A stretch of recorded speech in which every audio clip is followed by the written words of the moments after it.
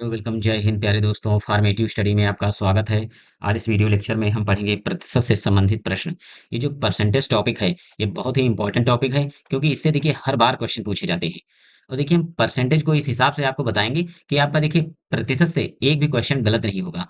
देखिए परसेंटेज में तीन टाइप के क्वेश्चन पूछे जाते हैं। आपके पेपर में परसेंटेज से तीन टाइप के प्रश्न बन सकते हैं, इसके अलावा नहीं बनेंगे। और ये तीनों टाइप हम आपको करवा देंगे। ठीक है, अगर देखिए आपने परसेंटेज से ये तीनों टाइप कर लिए तो आपका देखिए प्रश्न गलत नहीं होगा, चाहे जितना आपका मैथ कमजोर क्यों ना हो। ठीक है, तो हम ये जो तीन टाइप आपको करवाएंगे तो आपको देखिए तीनों टाइप को करना है। ठीक है, क्लास को डेली लेना है। तो देखिए आज हम पहला टाइप करेंगे और देखिए इसमें जो हम क्वेश्चन लिए हैं वो काफी क्वेश्चन बड़े हैं तो उसमें समय ज्यादा भी लग सकता है। और हम देखिए हर सवाल का देखिए आपको दो दो तरीके बताएंगे। और देखिए जो हम तीनों टाइप आपको करवाएंगे इसमें जो जो हम सवाल लेंगे उनको आपको सवाल नोट भी कर लेना है, क्योंकि इन्हीं क्वेश्चन से देखिए आपके पेपर में वो क्वेश्चन आ जाएंगे। इससे बाहर आपको पढ़ने की जरूरत भी नहीं पड़ेगी। ठीक है, तो चलिए आज हम पहला टाइप पढ़ते हैं। तो पहला टाइप का देखिए प्रश्न एक है। तो देखिए लिखा है 150 का 12% कितना होगा। तो ये तो काफी सरल क्वेश्चन है। यानी 150 का मतलब गुणा 12%। तो 12 लिखिए, प्रतिशत को हटाइए तो बटे में आ जाएगा 100। ठीक है, बस सॉल्व कीजिए तो ये जीरो से ये जीरो कट जाएगा। देखिए आप 5 से काट दीजिए, 5 तिया 15 और 5 दूनी 10। अब देखिए ये 3 और 2 तो कटेगा नहीं, तो देखिए 2 एकन्ना 2 और 2 छंग 12, यानी ऊपर कितना बचा, 3 छाक 18। ये आ जाएगा देखिए 18 रुपये। ये आपका आंसर हो जाएगा। ठीक है, चलिए अब अगला सवाल देखते हैं। तो देखिए दूसरा सवाल है, रचित अपनी मासिक आय का 80% खर्च करके 120 रुपये मासिक बचाता है, तो उसकी वार्षिक आय एवं खर्च ज्ञात कीजिए। देखिए जो आय, ठीक है, यानी इसका खर्चा और बचत ये सब मासिक दिया है यानी महीने का दिया है, लेकिन हमें वार्षिक मतलब सालाना निकालना है। ठीक है, इसके देखिए हम दो तरीके बताएंगे। तो देखिए पहला समझिए, देखिए परसेंटेज को देखिए हम परसेंटेज की गणना देखिए 100% मान के करते हैं, यानी 100 पर गणना करते हैं। तो देखिए इसमें दिया है, कह रहा है कि 80% ये देखिए खर्चा कर रहा है, 80% खर्चा कर रहा है और बचा कितना रहा है, तो यानी बचा रहा होगा 20%। ठीक है, अगर देखिए 80% खर्चा कर रहा है, टोटल इनकम है 100%, तो बचेगा तो 20%। तो देखिए, तो देखिए पहले मानिए आय, माना आय बराबर, तो आय होगी x रुपये। ठीक है, अब देखिए सवाल में दिया है 120 रुपये बचत, लेकिन यहाँ हम प्रतिशत में निकालना है, एक से सॉरी, हमने निकाला है 20%। तो देखिए आय का, यानी आय जो दी है आय का 20% बराबर है 120। बस अब आपकी आय निकल आएगी। तो देखिए, अब देखिए आय हमने कितनी मानी है, तो x रुपये। तो x का मतलब गुणा और 20, ये प्रतिशत हटेगा तो बटे में कितना आएगा, 100 बराबर 120। ठीक है, यहाँ तक समझ में आया होगा। अब देखिए x का मान निकालना है ना, तो x बराबर देखिए ये 100 इधर जाएगा बराबर के, तो ये देखिए बटे में यहाँ पर है तो इधर गुणे में हो जाएगा।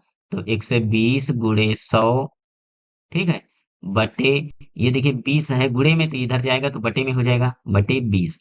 काटिए, देखिए ये जीरो से ये जीरो कट गया, दो एक अन्ना, दो छंग 12, यानी देखिए x बराबर आ गया 600।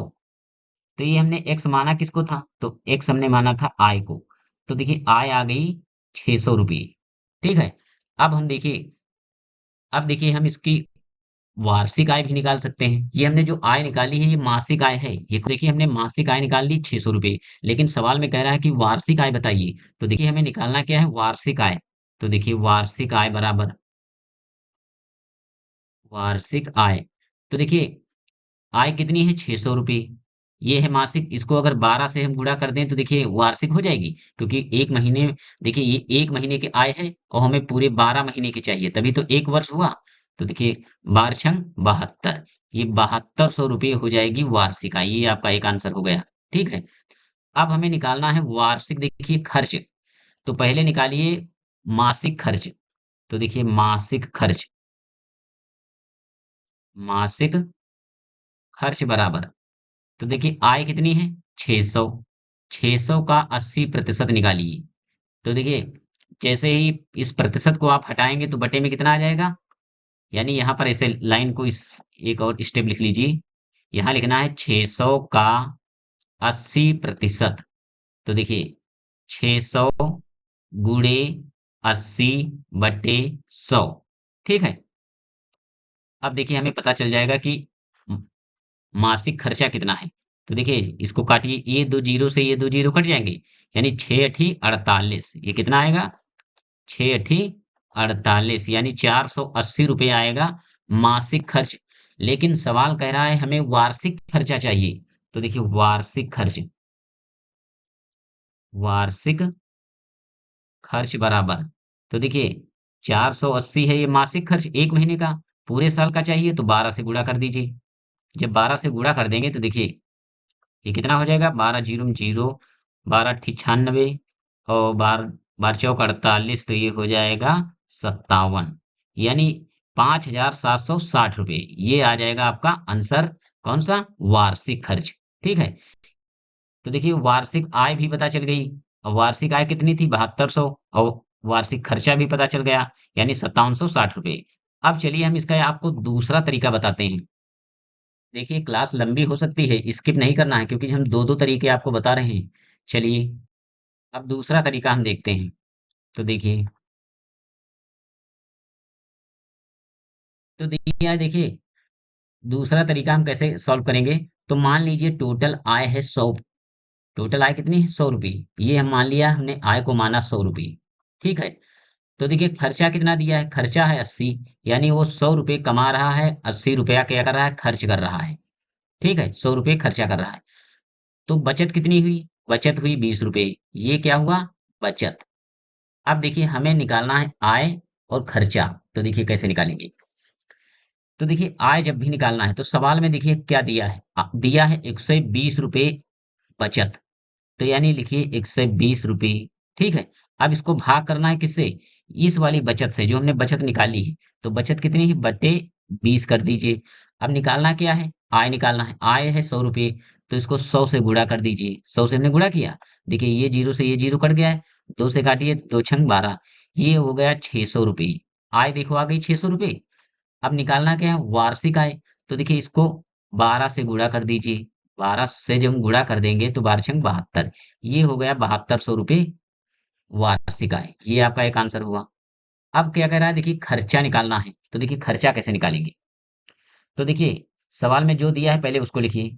तो पहले 120 दिया है बटे ये वाली बचत, हाँ तो 20 लिखिए। खर्चा निकालना है तो 80 से गुणा कर दीजिए, यानी जो चीज निकालनी है उससे गुणा करना है। तो यानी अब खर्चा निकालना है तो देखिए हम 80 को लेंगे। वहां हमको आय निकालनी थी तो हमने 100 से गुणा किया था। तो अब देखिए इसको सोल्व कीजिए। ये जीरो से ये जीरो कट गया, तो एक अन्ना, दो छंग 12, यानी 6 × 8 = 48।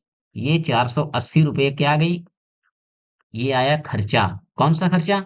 ये आया मासिक खर्चा। ठीक है, ये आ गया खर्च, वो भी कौन सा? मासिक। अब हमें चाहिए वार्षिक खर्चा। तो 12 से इसको गुणा कर दीजिए। 12 से जब आप गुणा करेंगे तो ये वही आ जाएगा जो हम इससे पहले निकाला हमने, 5760 रुपये। ये देखिए लग गया आपका। ठीक है। तो देखिए जो तरीका आपको सही लगे वो आप लगाइए। बस क्या है, आपको देखिए इसमें हमने भाषा नहीं लिखी है। अगर आप शॉर्ट में भी लगा देंगे तो नंबर मिलेगा, लेकिन आपको थोड़ा उसमें भाषा लिखनी पड़ेगी। तो जो सवाल में दिया हो वो पहले लिख दिए। ठीक है, यानी जो सवाल में दिया हो वो पहले लिखिए, और इसके बाद आप चाहे डायरेक्ट लगाइए और चाहे लॉन्ग मेथड से लगाइए।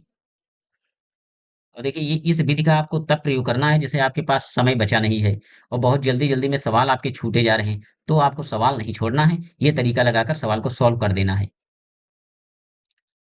अब अगला सवाल देखिए, एक बाग में 30% पेड़ जामुन के हैं, शेष आम के। यदि बाग में पेड़ों की संख्या 600 हो तो आम के पेड़ों की संख्या कितनी है? यानी हमें आम के पेड़ों की संख्या चाहिए और टोटल पेड़ों की संख्या 600 है। ठीक है, तो पहले निकालिए जामुन के पेड़। तो देखिए जामुन के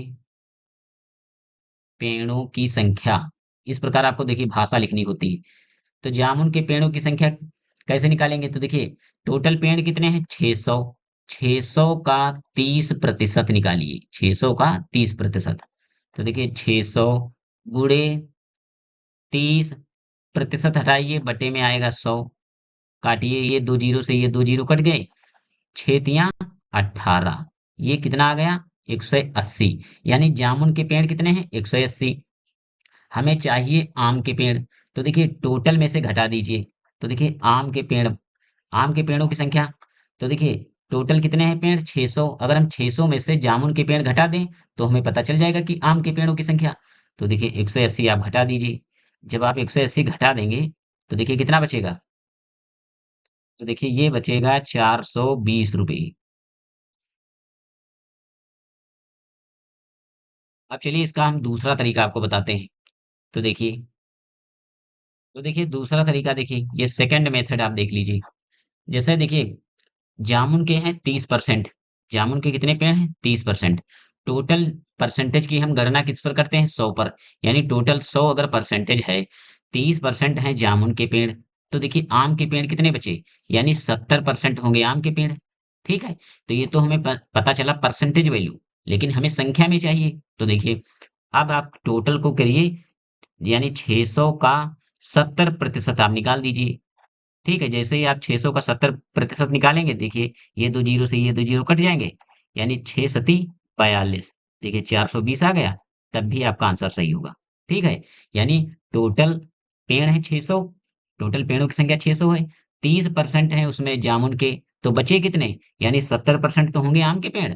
तो यानी 600 का 70% जब आप निकालेंगे, बस आपका आंसर हो जाएगा। तो ये तो रहा दूसरा तरीका। चलिए अब अगला सवाल देखते हैं। अगला सवाल है, एक शिविर में 400 सैनिक थे, 40 सैनिक और आ गए, सैनिकों में कितने प्रतिशत की वृद्धि हो गई? तो देखिए ये सवाल बहुत ही सरल है, बस आपको ये समझना है कि हमें प्रतिशत वृद्धि निकालना कैसे है। तो देखिए प्रतिशत वृद्धि, यानी जितने सैनिक आए हैं उनको हम अंश में लिखते हैं, यानी ठीक है, और जो टोटल संख्या है उससे हम भाग कर देते हैं, तो टोटल संख्या 400 है। अब हमें निकालना है प्रतिशत में। तो देखिए हम प्रतिशत को जब चेंज करना है, देखिए भिन्न में दिया है, जब भी प्रतिशत में चेंज करना है तो 100 से गुणा कर दिया जाता है। बस काट लीजिए, ये जीरो से ये दोनों जीरो कट जाएंगे, चार एकन्ना चार, और ये चार दहम 40, यानी आपका आंसर आएगा 10%। ये 10% की वृद्धि हुई, यही आपका आंसर होगा। ठीक है, चलिए अब अगले सवाल पर आते हैं। और देखिए उससे पहले हम बता दें, ये 440 मत कर देना कि ये जोड़ कर जुड़ेगा नहीं यहाँ पर। ठीक है, नहीं तो गलत हो जाएगा। तो अगला सवाल है, एक कक्षा में 60 विद्यार्थी थे, 50% विद्यार्थी प्रथम श्रेणी में, 40% विद्यार्थी द्वितीय श्रेणी में तथा शेष तृतीय श्रेणी में उत्तीर्ण हुए। ज्ञात कीजिए कितने प्रतिशत, यानी कितने विद्यार्थी तृतीय श्रेणी में उत्तीर्ण हुए। इसके भी हम आपको दो तरीके बताएंगे। तो देखिए कुल विद्यार्थी कितने हैं? तो देखिए कुल छात्र, हम विद्यार्थी नहीं लिखेंगे क्योंकि ज्यादा लिखना पड़ रहा है, यानी कुल छात्र बराबर कितने हैं? 60। तो उसमें देखिए 50% विद्यार्थी हैं जो फर्स्ट डिवीजन आए हैं। तो देखिए निकालिए, प्रथम श्रेणी में उत्तीर्ण छात्र, यानी प्रथम श्रेणी में उत्तीर्ण छात्रों की संख्या निकालना है। तो देखिए टोटल कितने हैं? 60 का 50% निकालिए, 60 का 50%। तो देखिए 60 गुणे 50% को हटाइए, बटे में 100 लाइए, ये जीरो से ये जीरो कटा, इस जीरो से इस जीरो को काटिए। अब देखिए गुणा कीजिए, 6 पंचे 30। तो देखिए प्रथम श्रेणी में कितने छात्र उत्तीर्ण हुए? तो 30 उत्तीर्ण हुए। ठीक है, अब निकालिए द्वितीय श्रेणी में। तो देखिए द्वितीय श्रेणी में उत्तीर्ण छात्रों की संख्या बराबर, तो देखिए टोटल कितने छात्र हैं? 60। 60 का 40%, तो निकालिए 60 का 40%। तो देखिए जब हम 60 का 40% निकालेंगे, तो देखिए गुणा कीजिए इसको, यानी देखिए 60 गुणे 40 बटे 100, ये जीरो से ये जीरो कटा, इस जीरो से ये जीरो काट दिया, तो ये आया 6 चौक 24। ये कितना आ गया? 24। ठीक है, तो देखिए अब हमें निकालना है कि तृतीय श्रेणी में कितने उत्तीर्ण हुए। तो देखिए तृतीय श्रेणी में उत्तीर्ण छात्रों की संख्या, छात्रों की संख्या। तो देखिए टोटल छात्र थे 60। अगर 60 में से हम प्रथम श्रेणी और द्वितीय श्रेणी के छात्र निकाल दें, तो हमें पता चल जाएगा कि थर्ड डिवीजन कितने आए हैं। तो देखिए फर्स्ट डिवीजन कितने उत्तीर्ण हुए थे? 30। ठीक है, यहाँ पर देखिए ये हमने निकाला था, फर्स्ट डिवीजन वाले 30, प्लस जोड़िए ये सेकंड डिवीजन वाले कितने हैं? 24। तो इस 24 जोड़िए, इनको घटा दीजिए, तो 60 माइनस ये जोड़िए, तो ये हो जाएगा 4 और 3 2 5। ये आएगा 54। डिवीजन कितने उत्तीर्ण हुए? 60 में से जब 54 आप घटाएंगे तो 6, यानी तृतीय श्रेणी में उत्तीर्ण छात्रों की संख्या कितनी है? 6। ये होगा आपका आंसर। अब चलिए एक इसका दूसरा तरीका बताते हैं। देखिए, चलिए दूसरा तरीका देखिए।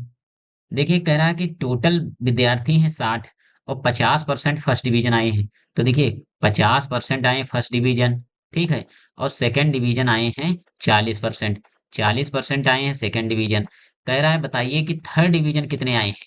तो देखिए टोटल परसेंटेज की गणना हम 100 पर करते हैं, यानी टोटल परसेंटेज 100 होता है। तो इसमें देखिए 50% हो गए फर्स्ट डिवीजन, 40% हो गए सेकंड डिवीजन, इनको जोड़िए तो टोटल जोड़ेंगे तो ये आएगा 90%। यानी 90% तो फर्स्ट और सेकंड डिवीजन वाले निकल गए। तो बचा कितना? यानी ये थर्ड डिवीजन होगा वो 10% बचेगा। ठीक है? तो देखिए 60 का 10% निकालिए। तो देखिए ये 2 जीरो, ये वाला जीरो कट गया, तो ये बचेगा 6। यही आपका आंसर है। देखिए अगला छठा सवाल है, किसी विद्यालय में 400 बालिकाएं हैं, किंतु स्वच्छता संबंधी सुविधा ना होने के कारण लगभग 12% बालिकाएं विद्यालय छोड़ देती हैं। तो बताइए कितनी बालिकाएं विद्यालय छोड़ देती हैं? यानी इसमें हमें निकालना है कि जो 12% बालिकाएं छोड़कर निकल गईं, तो कितनी संख्या में कितनी गईं? तो देखिए विद्यालय, ऐसे भाषा आपको लिखना है, विद्यालय छोड़कर गई बालिकाओं की संख्या, यानी बालिकाओं की संख्या बराबर। तो देखिए टोटल बालिकाएं कितनी हैं? 400। 400 का 12%, इतनी बालिकाएं जो विद्यालय छोड़कर चली गई हैं। तो सॉल्व कीजिए। 400 गुणे 12/100। ये जीरो से ये जीरो गया, ये जीरो से ये जीरो गया।